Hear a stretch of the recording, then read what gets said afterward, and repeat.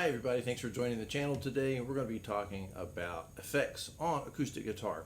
When you're playing live, the best possible acoustic tone you're ever going to get is using a good microphone. However, performance environments sometimes limit the use of microphones. And so you have to use the pickups. Maybe the pickup is installed in your guitar. Maybe it's a pickup you have in the sound hole of the guitar. Maybe it's something that attaches to the soundboard of your guitar on the inside, a little transducer or something like that. When you're trying to amplify your guitar with just a pickup, you end up with a sound that's sometimes less than desirable, depending on the acoustic environment. One thing I've noticed, like if you listen to old recordings, or like TV videos and things from the 70s and the 80s, before guitars really started having acoustic pickups built into them, most performers had to record on stage with a mic if they're on a TV show or a program, and you'll hear them play with a microphone. I noticed the other day there was an old video of America doing a Ventura Highway, one of my favorite songs by them, and it sounded just great. I mean, but the guitar sounded very acoustic-y. If you heard them play it much later through sound systems where they had piezo pickups in there under the bridges of their guitars, and they weren't using microphones, you get a different guitar sound, and it's not at all as pleasing as a regular acoustic guitar. So there are some things that you can do to make your amplified sound a little more pleasing. Now, if you're an electric guitarist too, you probably know all about pedals. Electric guitarists have all kinds of pedals that include distortion, fuzz. Oh, there's wah-wah pedals. There's chorus pedals, there's envelope followers, there's pitch shifters, there's all kinds of things you can do to shape an electric guitar signal and get all the crazy sounds. If you play in a cover band, you probably have several of these already, so you can cover the sound of like a 60s tremolo. You're going to play in the 70s, you want to have the sound of a phase shifter. You're going to play cover songs from the 90s and the 80s, you got to have digital delay and chorus. So there's all kinds of different effects that you can use to color and shape the sound of an electric guitar.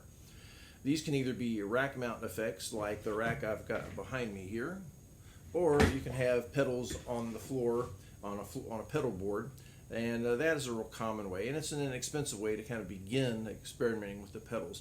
Now this is the golden age of pedals. You can find pedals now that do the same things that much more expensive effects do, that mimic the quality of especially some vintage effects, but they'll cost you $30. You can find them on Amazon or eBay. There's brands like Mosky and who I'm trying to think of some of the others that I've got here. There's Moore is another one, M-O-O-E-R.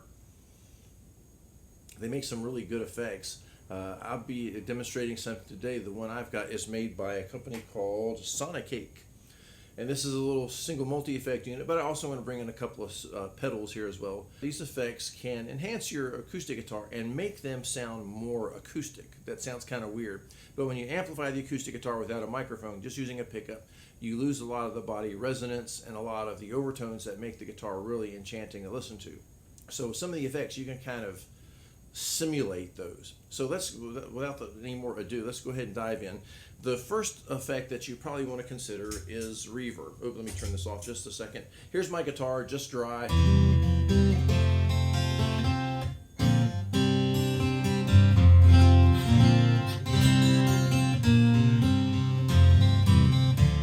Now this guitar has a Fishman pickup system. It's a really good pickup system. Makes this guitar sound really good. I'm playing through just basically a little bass amp, which gives me the settings are set just to be kind of flat. So not a lot of highs, not a lot of boost of lows or anything. It's just set to make it flat in the room. If I want to add some larger room sound in, I can use a reverb. This reverb I'm using is just a little pedal that simulates spring reverb, which is a nice pleasing kind of sound, kind of vintage sounding. And it just opens up some space. Reverb is like playing in an auditorium where you're getting the room sound of a big room.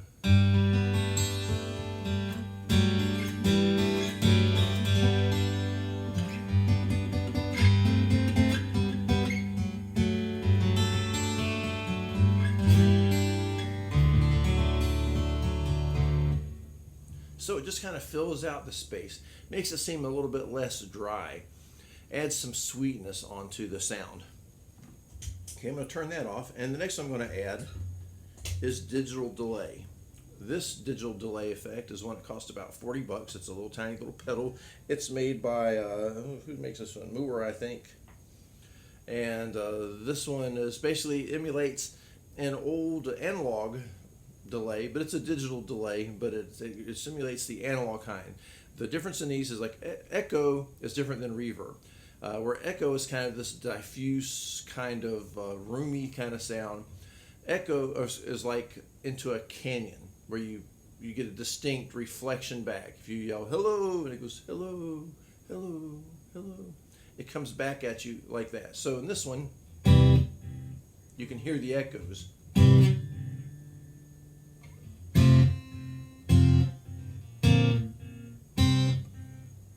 And I like this in these old, these ones that emulate the old analog echoes. As the echo fades out, it degenerates. The bit rate degenerates, and so it kind of degrades naturally and organically, and it sounds pretty nice. A pure digital delay, and I have some of those in my rack. They'll just go on as long as you set them, and there's like exact copies, dun, dun, dun, dun, dun, and they don't quite sound quite as natural because they don't degrade as they fade out. So if I was going to play something with this one,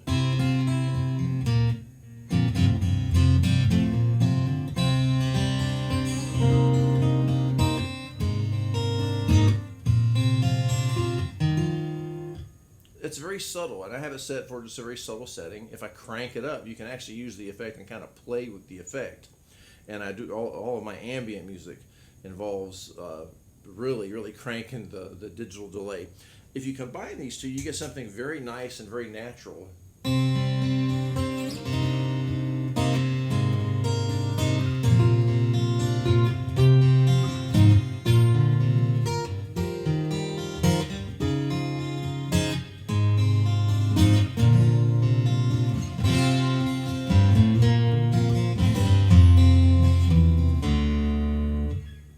So it creates this space that sounds rich and full, and it makes the guitar sound more acoustic. Now I'm going to turn those two effects off again so you can hear one of the effects. I'm going to add, this one is a time effect. This is called chorus. Chorus is basically, it's a form of digital delay that uses just basically milliseconds. And what it does is it kind of doubles your sound and then very slightly pitch shifts it. Now, in extreme settings, it can sound really wild. All the music of the 80s and the early 90s, all was just abuse of chorus. But on an acoustic guitar, it kind of adds back some of the harmonics. Let me turn that off a second. Give you those harmonics again. So here's the harmonics. Now, let's go and add the chorus in. Now you're going to hear this little warble.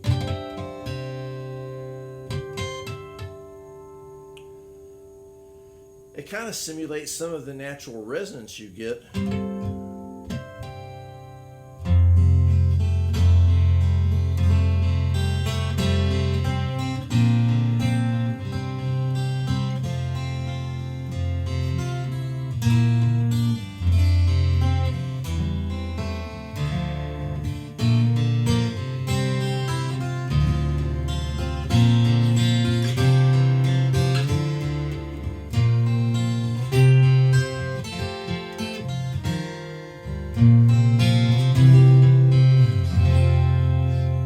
So that's just with the chorus. Now let's add in chorus, reverb, and digital delay.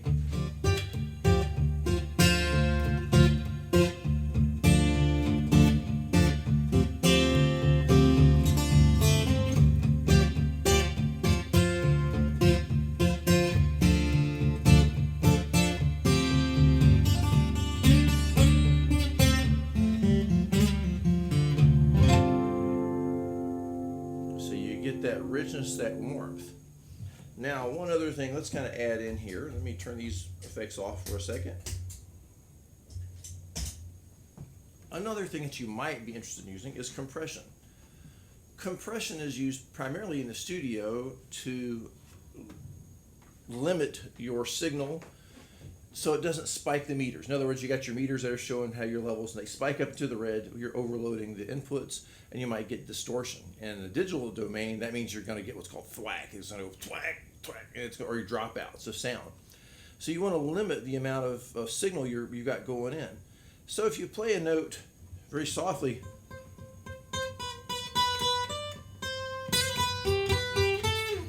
but if you play really hard,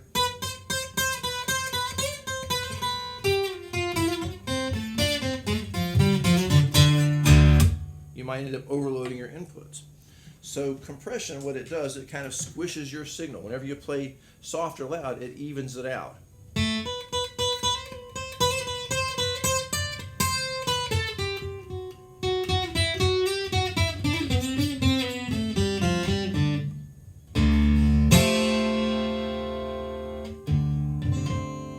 Very soft,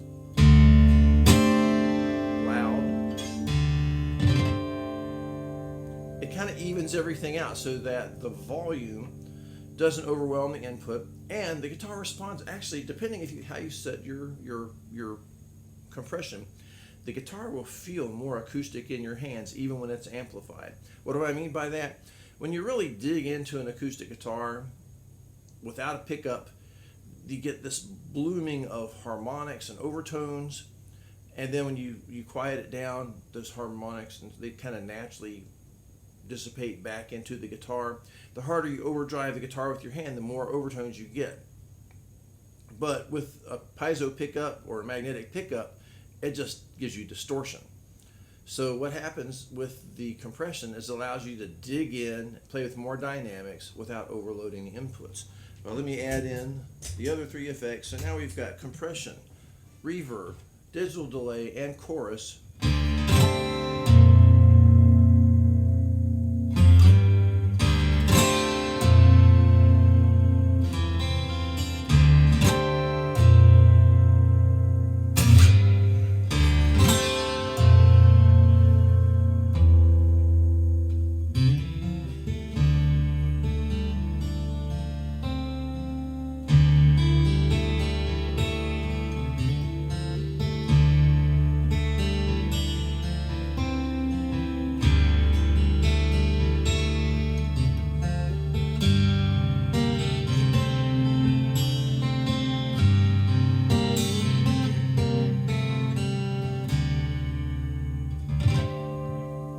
So you get the idea. The compression helps control the dynamics. So whether you play hard or soft, it's just going to squeeze that and add a richness of harmonics, just like you get when you are playing with no amplification at all.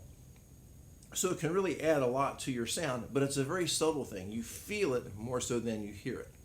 And so if you really put it in extreme settings, particularly on electric guitars, that's where you get that twang for Nashville picking, that kind of squeezy kind of sound where the notes kind of pop off the fingerboard. Think of like your guys like Brad Paisley, who are just doing that chicken picking. That's how they get that evenness of tone and that response off their amp. But on an acoustic guitar with subtle settings, you can get a lot from it.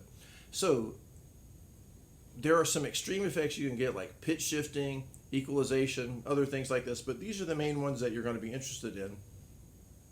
Try these out. You can get these little pedals 30, 40, under $50, and you can also buy multi-effects that'll have dozens of effects in there, and you can get in there and program those and tweak those to your heart's content. You can save those as presets you can pull up for different things, different songs. So I'm just going a very basic route with some pedals here to show you this today. If you want to get into that other world, you can get into the rack world, and then this is what I usually take with me if I'm gigging out for something where I've got like a solo gig. Then I've got every kind of program of effects that I want and dozens of settings that I will tweak for each song. But for day-to-day stuff, just if I got to go out to jam with a friend, I don't want to carry a big old rack with me. I've got a little pedal board I can take, and the stuff you've heard today is basically the stuff coming out of my pedal board. So if you have any questions or comments, please put them in the comments. If you are an expert at working with pedals and putting effects on your guitars, please share some of your wisdom with us, so there's people who will benefit from it. Like, subscribe, and share. That helps me out here on the channel. It helps me get through the algorithm. And the channel's growing. We're going to hit 1,500 pretty soon subscribers, and we want to be able to reach as many people as possible. And so I appreciate you spending time with me today with this, and I hope you find this useful. And we'll catch you next time on the channel. Bye now.